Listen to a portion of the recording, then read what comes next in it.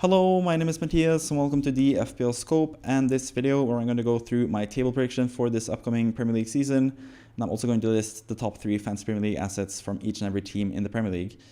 As you can see, number 1, I've gone with Arsenal. I've predicted them to be the champion in the Premier League this season, just like I did last season, and it didn't end up coming to fruition last season with Arsenal winning. They ended up second place, a couple points behind Man City. I think it was 2 points if I'm not mistaken. They were really close to winning the title, but at the same time, Man City just couldn't lose a game towards the end of the season, so Arsenal never really had a shot because, Man City just couldn't lose. But I think this season, what will be different is the fact that Arsenal will get off to a better start, kind of like they did 2 seasons ago when they kind of flopped towards the end. This past season, they actually did really well towards the end. They didn't bottle it at all. Like, they had one bad result against Aston Villa, which could happen, but they won like 10 out of their last 12 games or whatever. But I think they're really well set up this year with a lot of young players still that are getting older and better every single season. Saka is improving every single season. Odegaard is in his mid-20s, so he's sort of like at his peak currently. There's so many good young players at Arsenal that I think they will be getting even better this season, and I think Man City finally has to come down at some point, and I'm expecting that to be this season pretty much.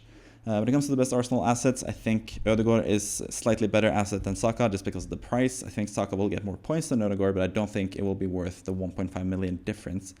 I think they are pretty similar in terms of fantasy value. Last season, I think Saka was, 8.0 or 8.5, and Odegaard was 8.0. It was just 0.5 between them.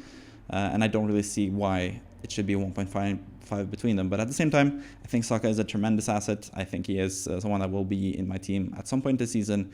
Maybe even from a game week 1, but most likely not for me currently. But that's just how it is. When it comes to number 3 from Arsenal, I have Ben White, who is actually in my team and is going to be from in my game week 1 team most likely.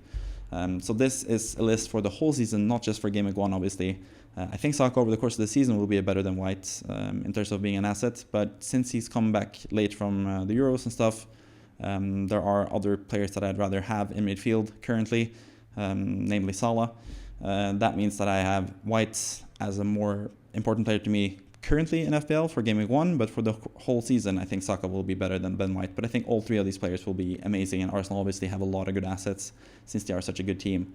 And that's why I have predicted them to win the league as well. So let's move on to number 2, and not surprisingly, that's going to be Man City. It's between Arsenal and Man City. I can't really see any other team. Maybe if Liverpool get like Arne Slot super factor, if he's like fantastic, but I can't really see Liverpool. I could rather see Liverpool going further down the table than going further up the table, because I think they had like a season last season where they got the most out of what they could potentially. But I'm not talking about Liverpool for this segment or this part of the video, because now it's Man City number 2, and like I said, it's just between Arsenal and Man City. So if Man City don't get number 1, they're going to get number 2. I would be super shocked to see Man City finish below number 2. I would be even more shocked with City finishing 3rd or below than I would Arsenal, which sounds kind of counterintuitive considering I have Arsenal first, but it's just Man City. You know what you're getting. You know that they're going to be a really good team. They have such a good track record that I can't really see them falling further down than number 2. When it comes to their assets, I think Josko Gvardiol is my favorite asset out of everyone. Gvardiol and Haaland have been in pretty much every single draft that I've had so far for game week 1. But I think over the course of the season, Gvardiol being 9 million less than Haaland, I think is going to be more value. But Haaland is still amazing value, obviously. He is 15.0, but he also is probably the best captaincy option if you were to select the captain for the whole season. Haaland would probably be the one. I think he's going to, which means that he's basically going to score the most points this season, which is what I'm expecting. He's had the whole summer to rest because Norway can't really get into any international tournaments. And I think he's raring to go and is ready to score a lot of goals. He didn't look the best in the Community Shield, but he doesn't usually look the best in the Community Shield. And that has been the case the last 2 seasons as well. I remember 2 seasons ago when he struggled and Darwin looked really good and people went with Darwin over Haaland. Some people did at least. And were severely punished by that because Haaland had an amazing season. So Haaland is obviously still a fantastic asset, and Foden as well as number 3 for game week 1. Obviously, he's not the best asset because he just came back to the City squad. He's not really expected to start game week 1, but I think over the course of the season he's going to be amazing value for Man City. Obviously, he is a great player, and yes, some of the hype has died down a little bit because of the Euros. He wasn't really the best for England, but it's a different beast with Man City. He knows what he needs to do at Man City. and he's going to play more centrally this season consistently. So I think he's going to be a fantastic asset. I did actually consider having him above Haaland in the rankings as well, but I think Haaland as the captaincy factor is just making him the second best option behind Guardiola, who I think is a player that I'm going to have from Game Week 1 all the way until Game Week 38. I'm pretty sure I'm going to have Guardiola for that time, because I think 6.0 for probably the most nailed City defender, probably the most attacking City defender. Just makes too much sense to have him, I guess. So yeah, Guardiola is number 1 there. Let's move on to the number 3 team in the table prediction, and that is Liverpool. I did allude to them earlier that I would be surprised to see them go higher than 3rd. I could see them falling down further down than 3rd, because they have a new manager, obviously, going in after Jurgen Klopp, who is the most successful manager in modern history for Liverpool. So it's going to be a struggle, I guess. Also, Salah, Van Dijk, Alisson, these guys are getting older. They're getting closer to leaving their peak, at least. I still think Salah is amazing, obviously, because he is my number 1 pick from Liverpool for 12.5 still. I think he's going to be, the second highest goal scorer, or second highest point scorer in FPL this season, most likely, behind Haaland, for good reason. That's why he is at that price. I think Salah is absolutely amazing, and honestly, I don't think there's that many other Liverpool assets that are super interesting. I have Trent and Konsa as the next 2 players there. Diogo Jota was another one that I really considered strongly. But yeah, when it comes to Salah, he's absolutely amazing, and a big reason why Liverpool will finish highly this season as well. When it comes to Trent, really like him for 7.0. Don't get me wrong, I think he's still a great asset. I don't have him for Game Week 1, which is an indication of what I feel about him for the rest of the season, because Liverpool have really good opening fixtures. But yeah, it's just the defender parts in Fantasy Premier League this season. I feel like defenders are going to be less valued because of the extra minus points in terms of the bonus point system points you get. If you concede a goal, you concede or you lose 4 BPS points, which means it's less likely to be a bonus point for defenders in Fantasy Premier League this season. So I think the high-priced defenders aren't as valuable, but I just said that Guardiola is probably my favorite City asset, so obviously they are still valuable, but I think more so in terms of clean sheets than attacking potential. And that's what you get with Trent as a defender. He has loads of attacking potential. That's why he is the most expensive defender in the game. But I think the clean sheet aspect of it is more important, and that's why I have the likes of Guardiola and White as better assets than Trent, even though I still think Trent is obviously a fantastic asset. That's why I have him as the second best Liverpool asset. Konsa 3rd, I think he's the starter for now at centre-back, but I'm not sure about that for the course of the season. That's why I'm slightly more hesitant when it comes to Konsa. He's most likely going to be in my Game Week 1 squad myself. But for the whole season, I'm not sure he's going to be amazing, because Konate is going to play some matches, Gomez is going to play some matches. They might get a new centre-back at some point as well. So yeah, Konsa is great, especially for Game Week 1, but I'm not so sure about him long-term. But he's still a great fantasy asset, especially for the start of the season, and you can just keep him until he is benched at some point for an extended period of time. Even if he's benched for 1 game, I wouldn't really take that as a big negative either, because he's probably going to go back and start the next game, but we'll see what happens there.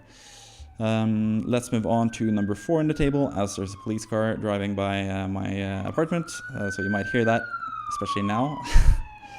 But yeah, let's go on to number 4, which is Spurs, Tottenham. I think they had some really nice signs last season with Ange Postecoglou. Obviously, they didn't have the best end of seasons last year, but I think, well, technically it's this year, but last year, you know what I mean.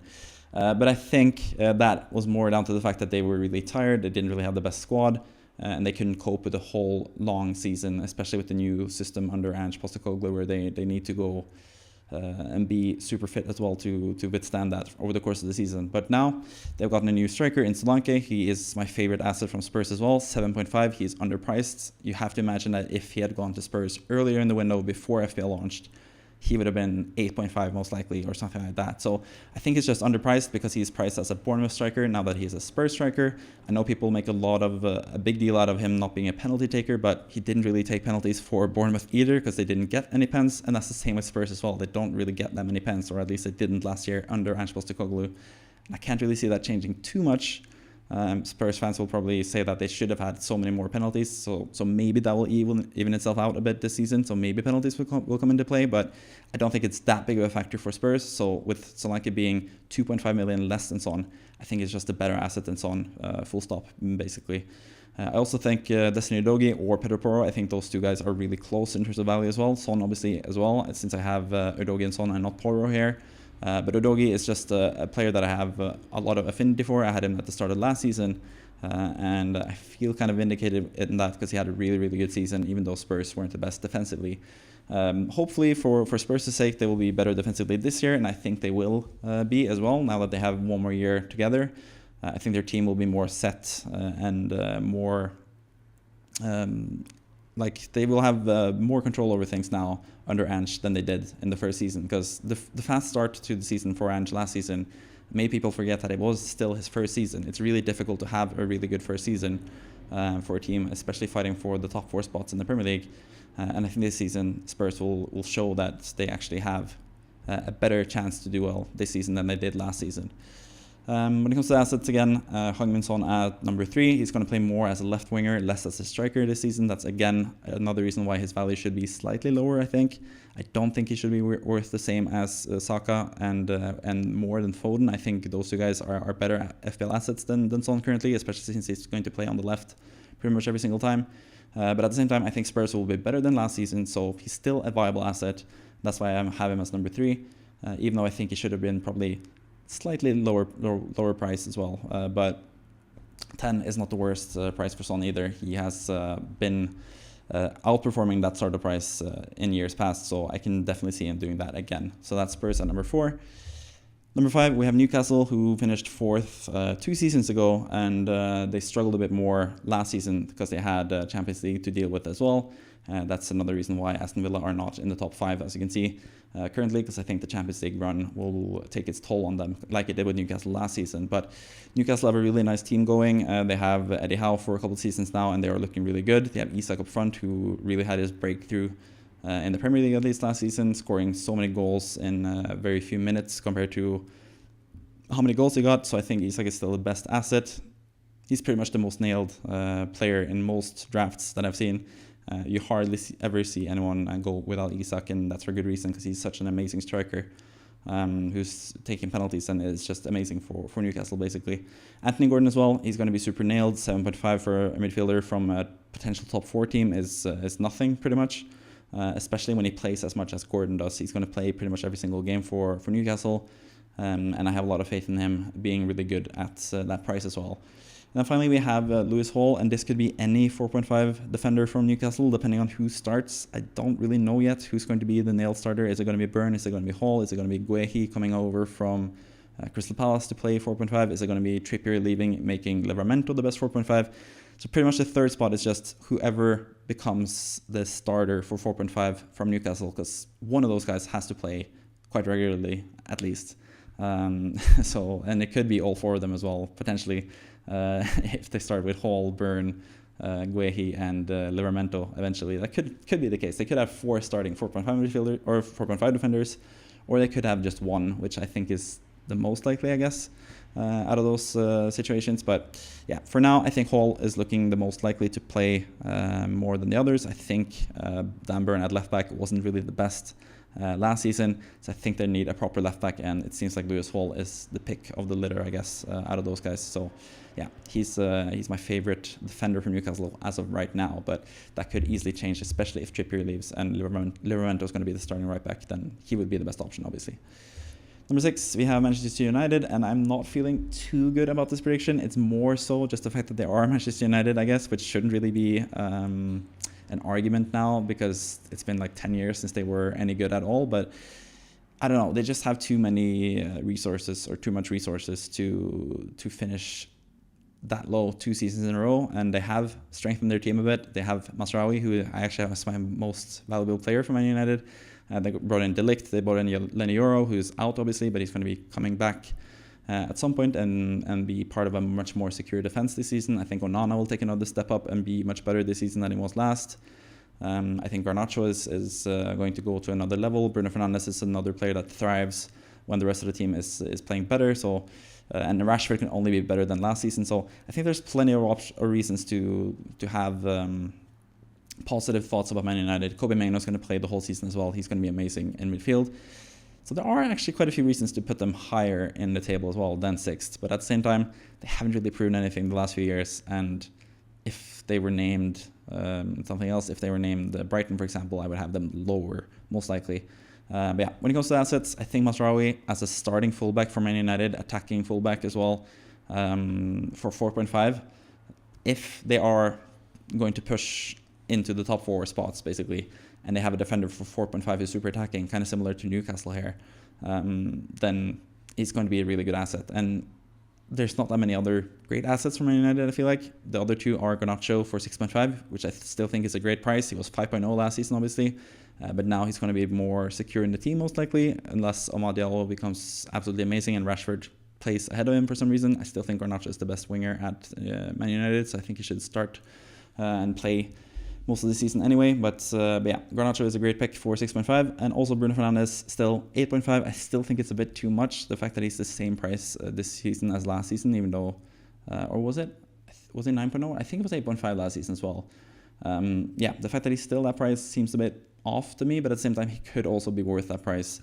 We've seen that in the past that he's could be worth more than 10 million and stuff as well, when he had a lot of penalties and scored them, and Man United were actually a good team before Cristiano Ronaldo came in and ruined it all. But let's not get into that too deeply. Let's move on to the next team on this list, and that's going to be Aston Villa. Like I said earlier, I think the Champions League thing is going to be a detriment to their Premier League season. That's going to take a lot of energy out of them, like it did Newcastle last season. I still think Aston Villa have a really good squad, and I think without European play, I think they could be the 4th best team, or potentially even the 3rd best team in the Premier League in terms of the manager and their squad as well. I really like a lot of their players, as you can see here from the 3 players that I picked out.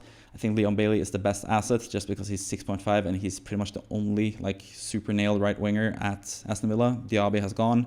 Bailey's going to play more minutes now. He's been consistent the last 2 seasons in getting a lot of points whenever he has played, and he's going to play quite a bit this season as well. So I really like Bailey as an option. I am still considering him for Game Week 1, but probably staying away because Aston Villa have some tough-ish fixtures to start the season, at least Game Week 1 and 2.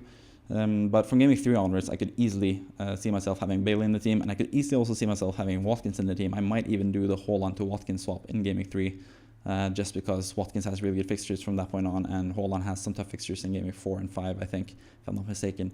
But I think both those guys are really good assets. Bailey the most, obviously, because he's 6.5. He's less worth less money. Or he costs less money. He's worth his money in gold, obviously. But yeah, Watkins, still a great asset. He was fantastic last season. I don't think he's going to reach the same heights as last season, but he's still an amazing player, playing for a really good team. So I think he's still going to be a good asset. But for 9.0, I can't have him higher than Bailey in this ranking, I guess.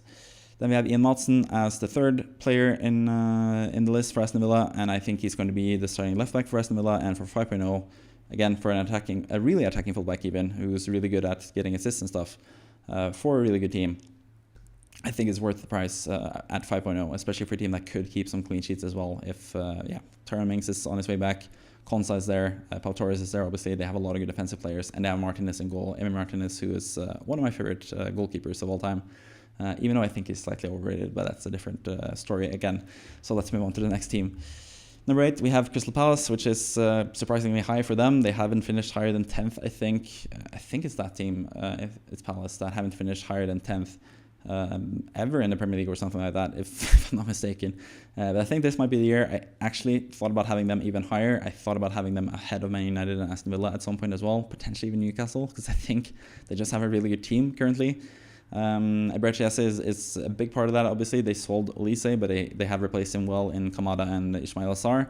And if they keep Eze, which is the big question now, especially now that Oscar Bob got injured from Man City, and they are looking for a new player, if they can keep Eze, obviously, they're going to be really good this season, and they're going to be 8th in the Premier League in my prediction.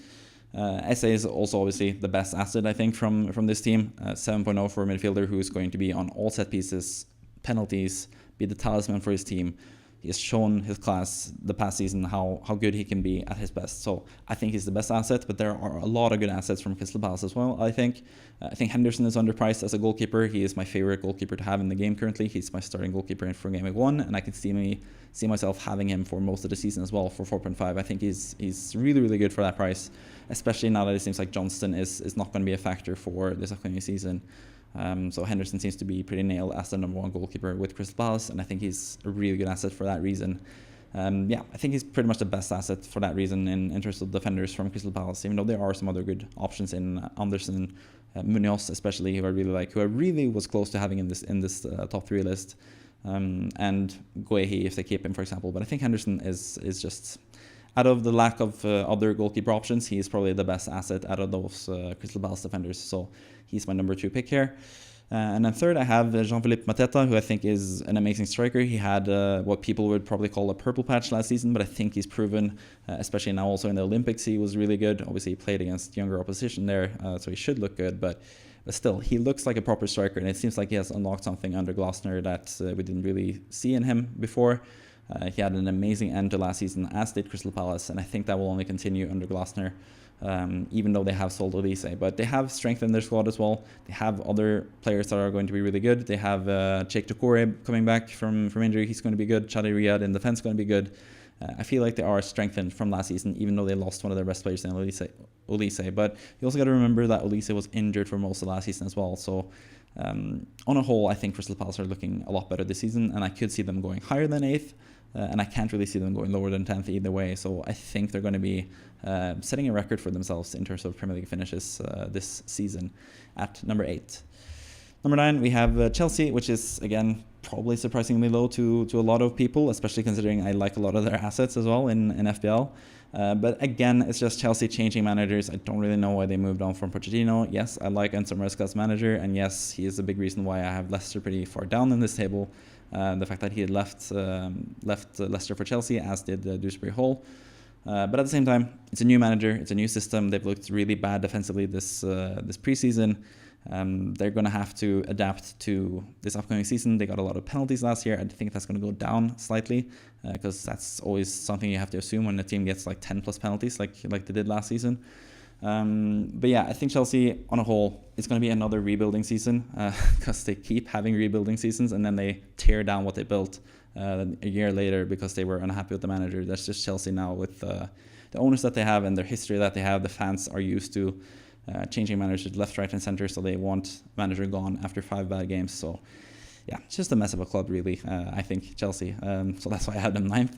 When it comes to their assets, though, they have a lot of good players still because they've bought like 40,000 players the last few years, and some of them are actually really good. One of them is Christopher Nkunku, who didn't get to show it last season because he was injured all the time.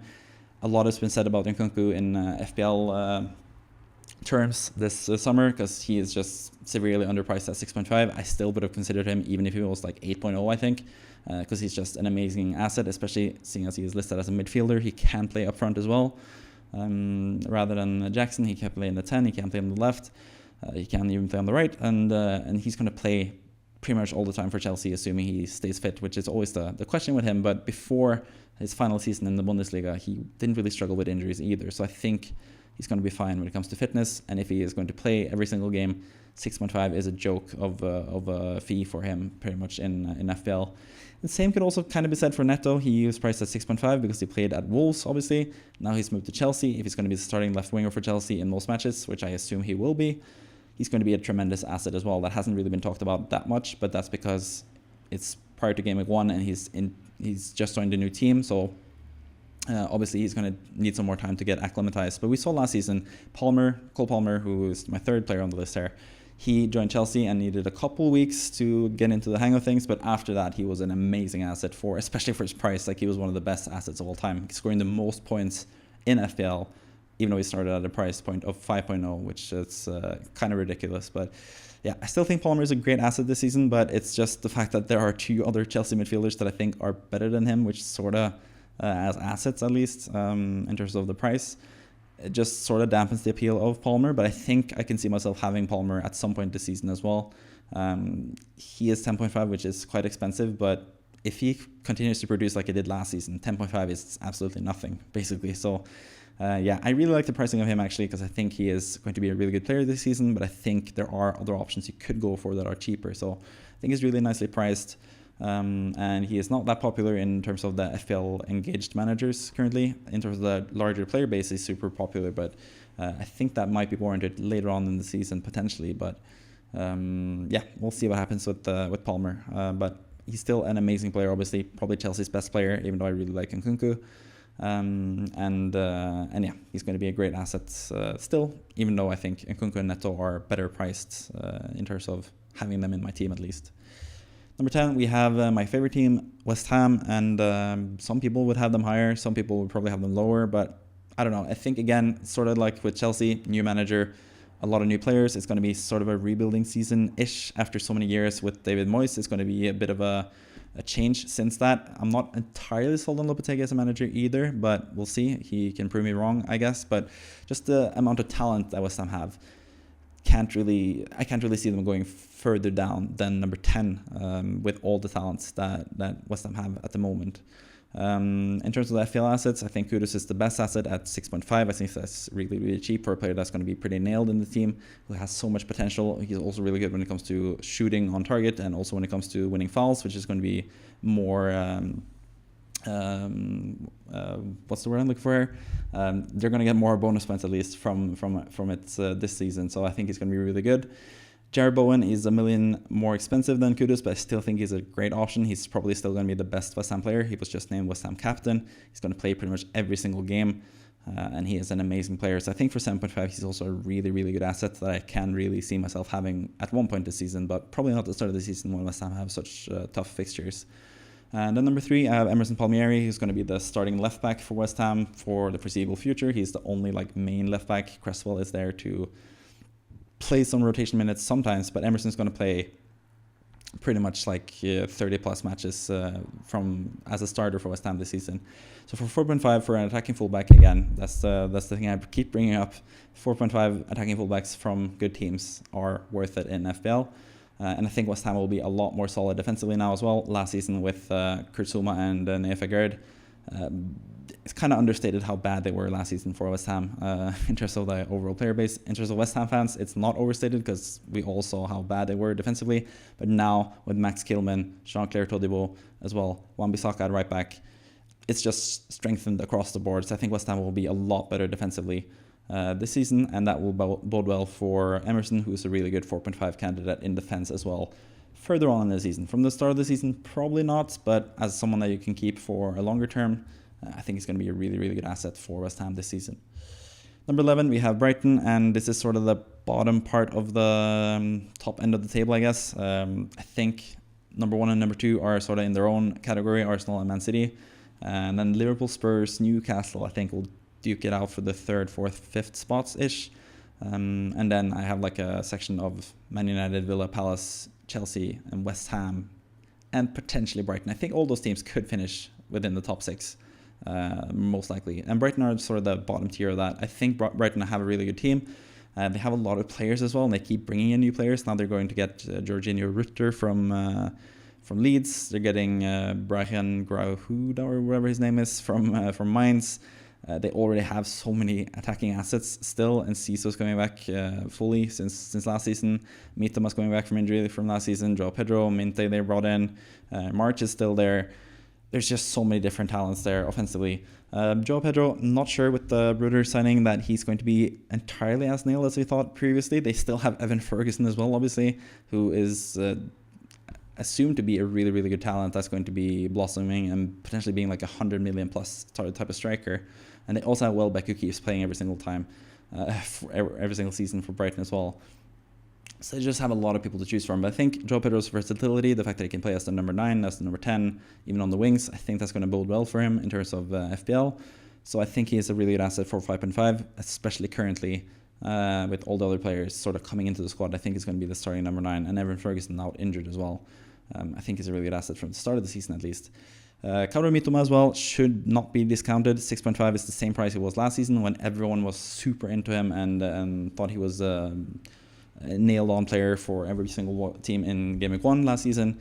I still think he's an amazing player. He's going to get more competition from Adingra this season, if I understand it correctly, and Adingra is going to be moved over to the left because they have so many good right wingers now. But I still think Mitoma is going to be the starter from Brighton, and he's going to be amazing at that for 6.5, especially with a new manager. I think that's going to be a great fresh change for Brighton. It's just I couldn't really place them above the other teams, or I didn't feel like I should place them higher than the other teams, but it could easily finish above at least Crystal Palace, I think, in this table if they get everything right. They don't have Europa League matches or even Conference League matches to worry about this season. new manager, new energy. I think they will be really good this season. You can also notice that I don't have Barco in this lineup. Brighton are also signing Kadioglu, who is most likely going to play right back for Brighton, which is a position of need for Brighton. But he could also play left back, and also Pervis Estepinian is someone that could play as a left back. I'm not sure who's going to be the left back there. If Estepinian plays every single game for Brighton, I think he's amazing value at 5.0, like I thought at the start of last season, especially if he can stay on good terms with the manager now, compared to what happened last time under De Zerbi. So I think Estepinian is still also a really good asset potentially, but I'm just going to go with Dunk just for security. I know he's going to start. He's going to be a decent defender for 4.5. And he has a couple goals in him as well. So he's my third pick for Brighton because they have just so many options that it's hard to pick who's going to be the starter for them. But Dunk, we know, is going to start every single game. And he has that quality. I also almost went with Verbruggen, who I think is going to be the starting goalkeeper for Brighton over the course of the season. He's injured, so he's not really considered for Game Week 1 teams currently, but I think he showed in the Euros that he still has a really high level to get to in terms of being a goalkeeper. I think he's going to be one of the better goalkeepers in the Premier League for the next 4 or 5 years. I think he has a lot of potential. Showed some promise last season, but also showed some bad mistakes. But I think now that he's more acclimatized to the league, I think he's going to be really good. So I could easily have picked Verbruggen as the third player. I probably should have done that, considering I don't really have many goalkeepers in these top 3 segments. But yeah, I went for Dunk because he is super reliable and can score a couple goals as well, which is not something you can say about Verbruggen, I guess. Number 12, we have Brentford, who I think will have a much better season this year with everyone back. Tony's back from his ban, if he stays with Brentford, that is. Carvalho joining, you can see I have him number 2. You have Rico Henry coming back from injury. He's just about to be back now. Same with Aaron Hickey at right back. I think that's going to help them. Ben Mee was injured a lot last season. They had a lot of injury troubles last season that really made them struggle in to finish highly in the table. But now with Tony especially back 100% from the start of the season, I think he's going to be a really good asset as well. I could have picked him as the number 1 player in this list because I think he's sort of getting undervalued. 7.5 was nothing for Tony the last 2 seasons not last season, but the two seasons prior to that. He was amongst the best FPL assets, at least at the forward position in the game. So he could easily be that this season as well. But I also think Brian Mbeumo is getting overlooked a bit, probably just because of Brentford's tough-ish opening fixtures. But I think he's still an amazing player. He's going to play pretty much every game for Brentford. Could potentially be on penalties and stuff if Tony leaves at some point. And we also know when Tony doesn't play, Mbeumo is even better as an asset, as he's shown the past few seasons. So I think he's an amazing player. And then Carvalho, who I think is going to be a starter for Brentford for 5.0. I think that's a really good price for a player that had a lot of potential, at least before he went from Fulham to Liverpool. Hasn't really gotten to show it properly since then. Has been loaned out a couple places, and that's always tough on young players, I think. But now that he's signed permanently by Brentford, I think he's going to be blossoming into the player that we saw had the potential to be a really good Premier League player with Fulham. So yeah, Carvalho I think is a really good asset as well. But yeah, I wanted to mention Tony just as a really good asset over the course of the season, I think. Maybe not from the start, but I think he's going to come really good, especially if Brentford get a lot of penalties and he gets to take them, which I assume he will because he's a really good penalty taker. But yeah, Brentford as well, when it comes to the table prediction, they also could go higher, I guess, but they are also slightly on a lower tier than I think Brighton and the rest of the teams are. So I had them 12th, basically the best of the rest, outside of the 11 best teams, which makes them 12th. So yeah, go figure, that makes sense. 13th, I have Wolverhampton. They looked really interesting last season. They still finished surprisingly low compared to what you expect from their season, because they had such just a really fun season with a lot of fun players. But they sold Pedro Neto, they sold Max Gilman. They haven't really properly replaced them, so you could see them falling down further in the table as well. But I have a lot of faith in Gary O'Neill now after seeing them last season, and I think they have a lot of good players. One player that they have signed is Jørgen Strand Larsen from Norway, who I think is a really overlooked asset. I have him as the number 2 best asset from Wolves. He easily could have been number 1 as well. 5.5 for a starting striker for Wolves. We've seen that before with Jimenez, actually. It would be a really nice price point for Wolverhampton and a striker. And I think Strand Larsen is perfect for the system of Wolves with 2 players behind them, Cunha and Hwang Hee-chan, as you can see, who's my 3rd best asset here. I think he's going to be a really nice player to have as a link-up player between them. I still have Aït-Nouri as the number 1 player, though. I have a lot of affinity for Aït-Nouri as someone that I brought in towards the end of last season. He got me a 12-pointer and almost a super high score as well, but they conceded at the very last minute. But Aït-Nouri is really, really good, plays super attackingly for Wolves, maybe not so much this season as he was towards the end of last season, but I still think he's a really good asset for 4.5, especially when Wolves' matches get better, as they will be eventually this season. They have some tough opening fixtures, but I think from like game week 8 or 9 all the way up until like game week 20, they have like amazing fixtures. So at that point, tripling up on Wolves could also be in consideration, and these two guys could be the triple up that you're looking for at that point. When it comes to Hwang Hee-chan, anyone that has watched me for the last few years and seen most of my content know how much I appreciate him. Handsome Hwang Hee-chan, Triple H as I call him. He's an amazing player, and I think now with Neto leaving, that's going to open up more things for him, because he's going to be playing as like the second striker, sort of almost next to Cunha, behind Strand Larsen, which I think is going to be really, really good for Wolves. So yeah, I have them 13th, and I have them with a lot of good fancy assets that I think will come good eventually this season. So keep a lookout for Wolves this season. But 13th, could go higher, could go lower. Not much lower, I think. But yeah, I really like Wolves, but they just have sort of weakened their squad since last season. And they didn't really finish much higher than 13th last season. I can't remember exactly where they finished, but somewhere around 13th. Number 14, we have Bournemouth, which is also a team that's going to take a bit of a step down since last season, because they sold Solanke, obviously, their most important player.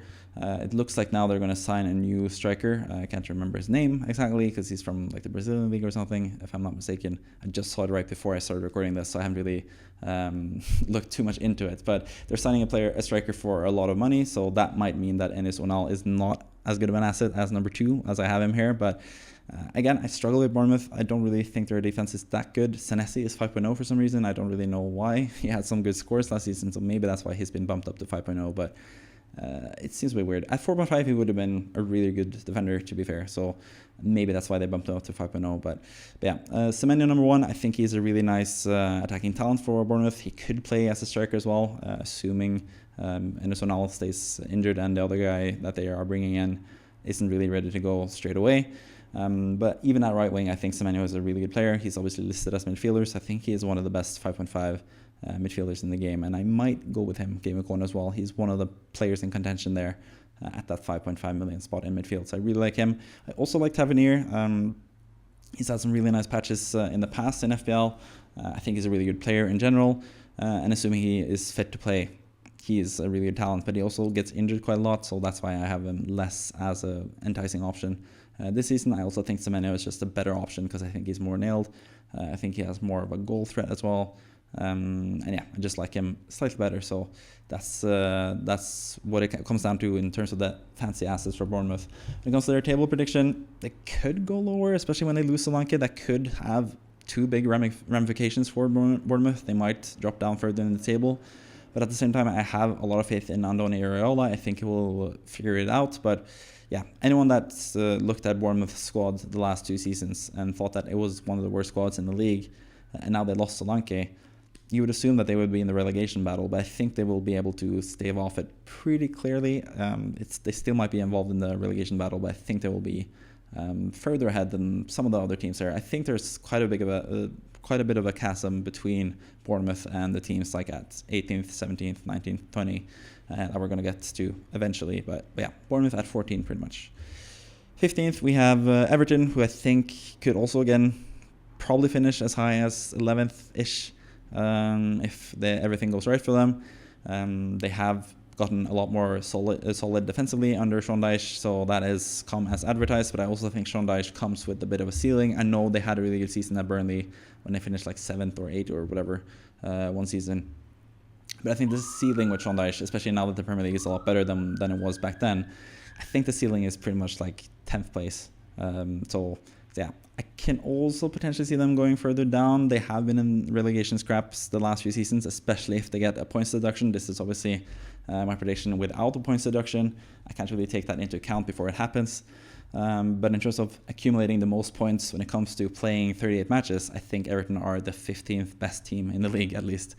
So this does not take into account potential point deductions.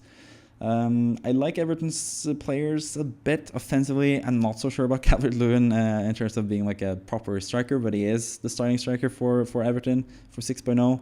for a potentially good team that really likes to put crosses into the box and stuff. So he could be a really good player if he stays fit, but that's also always the question of Calvert-Lewin. Is he going to stay fit? And is he going to stay at Everton anyway?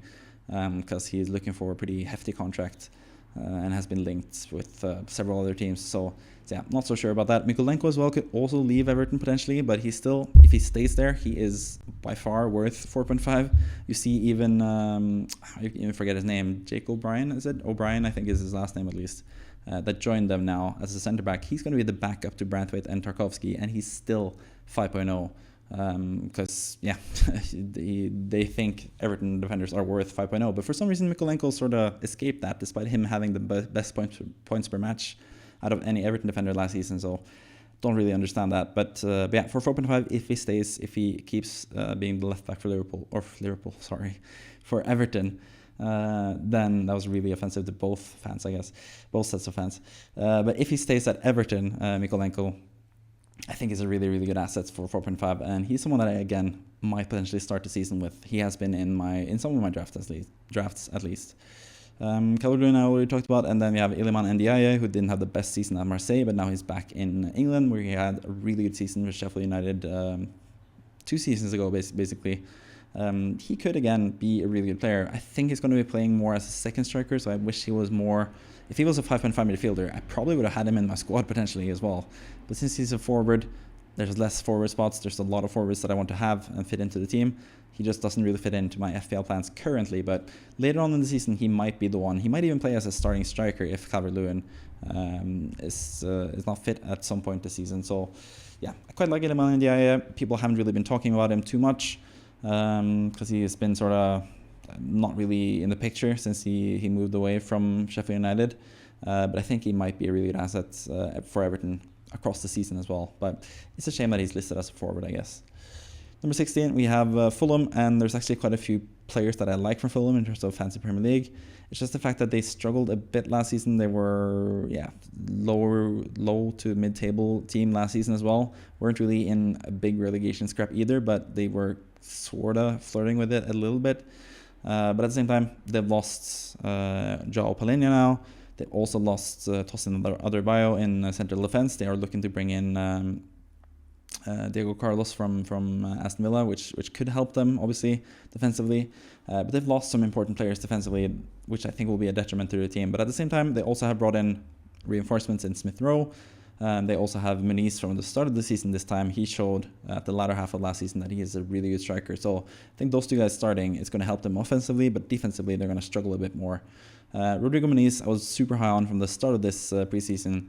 Now that he's being more of a template pick, and now that I was considering Smith Rowe, I was sort of contemplating removing Muniz from my squad to add Joao Pedro, but I still think he is an amazing asset, and I'm probably leaning towards having him still for game week 1. You'll see that tomorrow in the video tomorrow, who I'm going to pick most likely. But yeah, I still think he's an amazing striker. What I saw from him last season really impressed me. Not just from the raw numbers in terms of goals scored, but also in terms of how he got the goals. He was like a super striker type of player that I saw in Rodrigo Muniz, R9 as he's now called, since he's number 9 for Fulham. But yeah, I think he's going to be a good asset at 6.0, obviously. Smith Rowe as well, 5.5. Assuming he stays fit, that's always the issue with Smith Rowe. Is he going to get injured or not? But if he stays fit for the whole season, I think he's going to be the best asset from Fulham, pretty much. But I also really like Muniz. So those two guys, it's really hard to pick between them. So Smith Rowe has a lot of talents. Obviously, if he was injury-free the past few seasons, he still would be at Arsenal and be a really important player in their squad. But just because he's sort of been stop-start for Arsenal and they haven't really gotten the best out of him, it made sense for him to move on, and it made sense for Arsenal to move on, and it made sense for Fulham to get him as well. So I think that's a nice combination there. Third, I have Robinson as the third best asset from Fulham. Again, super attacking fullback for 4.5. I quite like those players. He also seems from preseason that he has even more of a license to go forward this season, which I think will be of great benefit to him because I think he's an amazing player. He is one of the best left backs in the league, honestly. And with his partnership with Iwobi on the left there for Fulham, I think he's going to be a pretty valuable asset this season as well. And he's another player that I am considering from Game Week 1 onwards. All these three players I've considered in my Game Week 1 squad.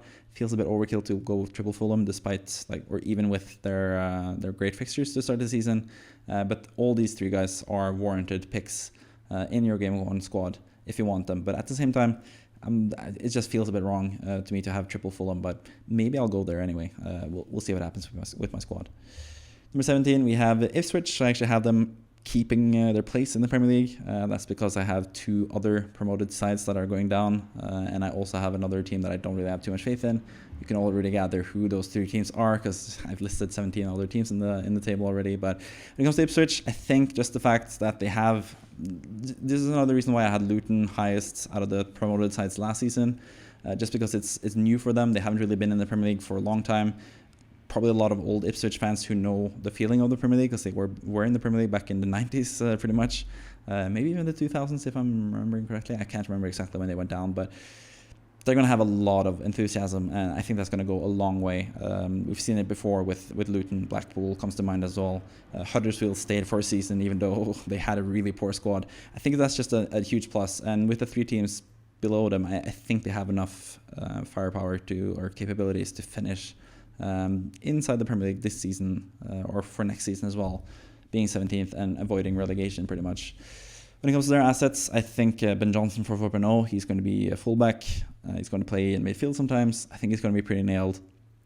I think for the price, he's just worth it. He's a nice guy to have as like your end of bench type of player. So even though Leif Davis is probably going to get more points, he's probably going to get more valued points as well.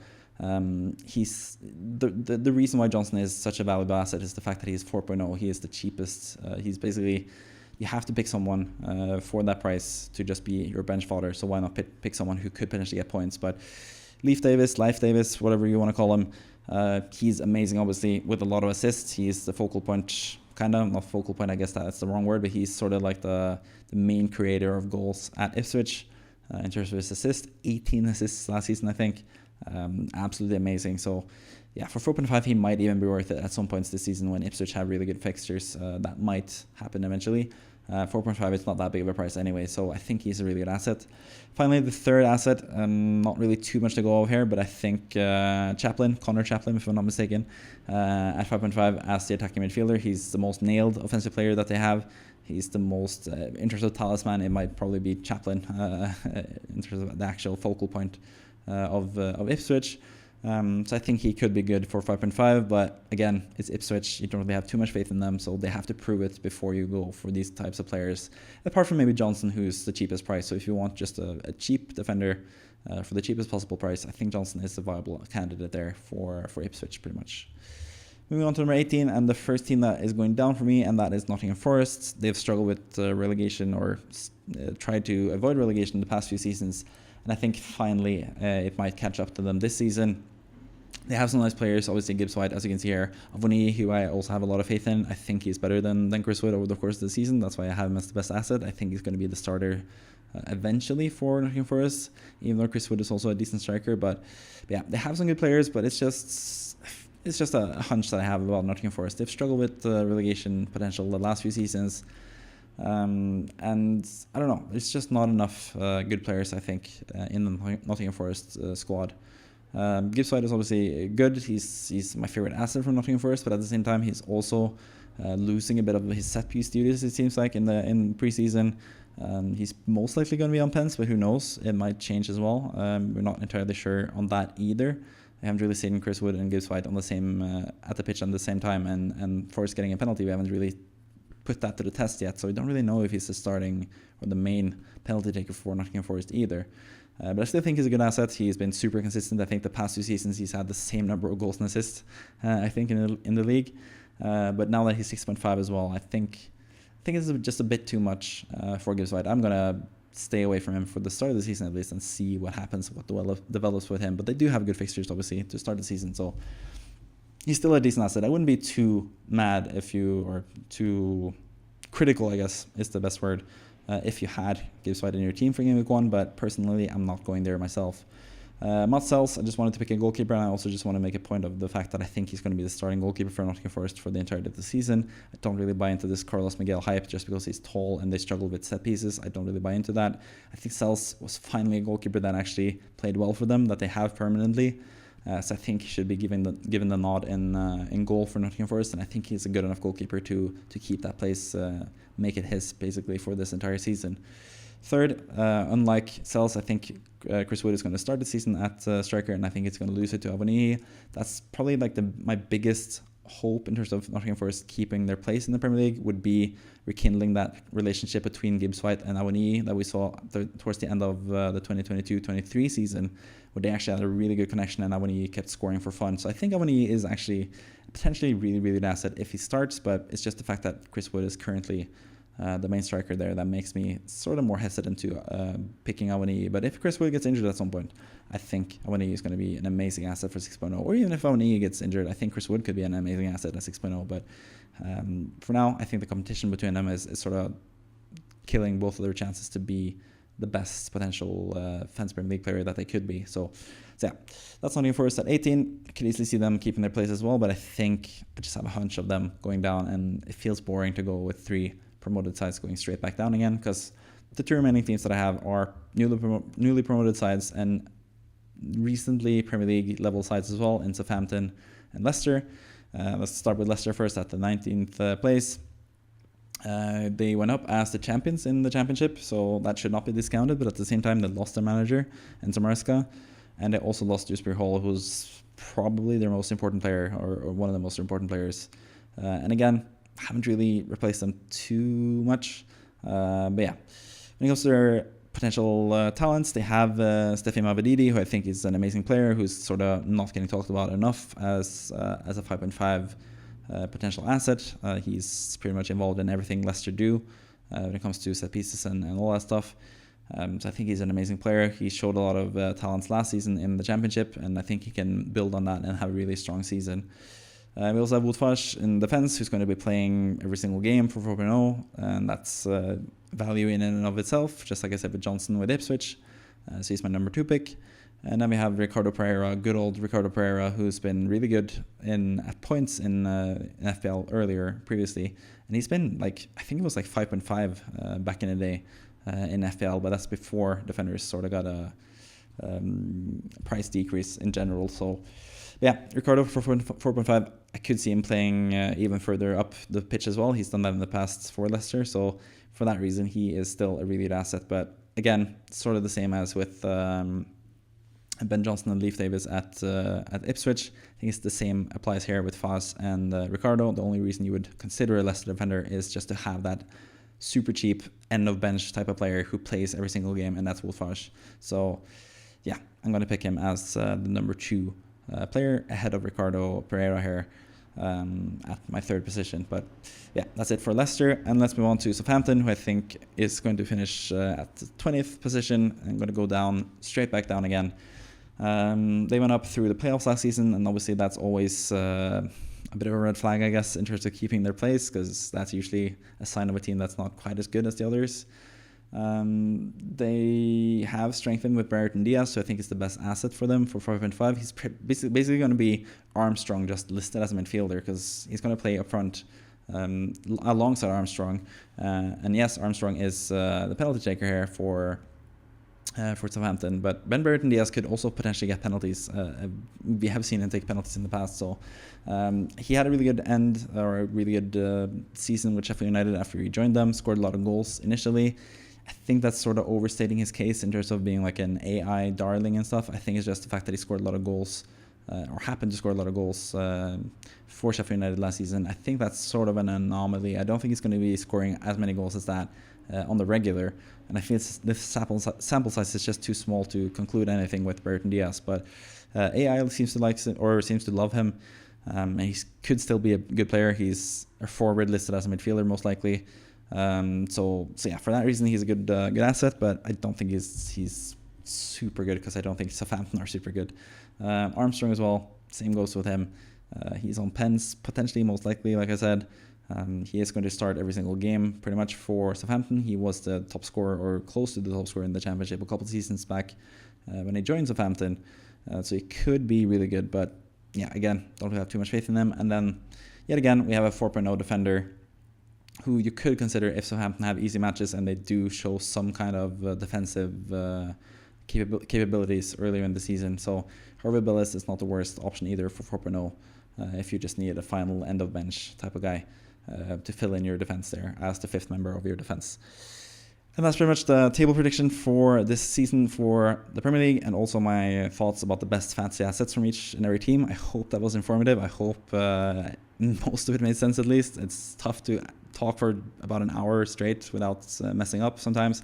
So apologies for that. I'm not really, I don't know, I kind of like the raw material to just be put out there in terms of my content. I don't really like editing too much. I like the sort of like the more honest approach of just talking and seeing what comes out, I guess, as you can see, as I'm rambling, as I tend to do on the other videos. But thank you for watching. Please subscribe if you like this content or you've liked any of my content this preseason. It's been less than I wanted to, but there's a big reason for that, and I talked more about that in my initial video when I started making content this summer. But yeah, either way, I had a great summer in the end. I'm enjoying my time now. Looking forward to this upcoming season. Just have a lot of good thoughts about the season and everything in general, both in terms of the Premier League and in terms of Fantasy Premier League. So I hope you enjoyed the content. Hope you liked this video. Comment down below if you think any of my reasoning was bad, if there's any of my picks you didn't like, if there's anything you think I got wrong. Please tell me, let me know in the comments. And with that, I'm going to leave you. Thank you for watching as always. See you next time. Bye bye.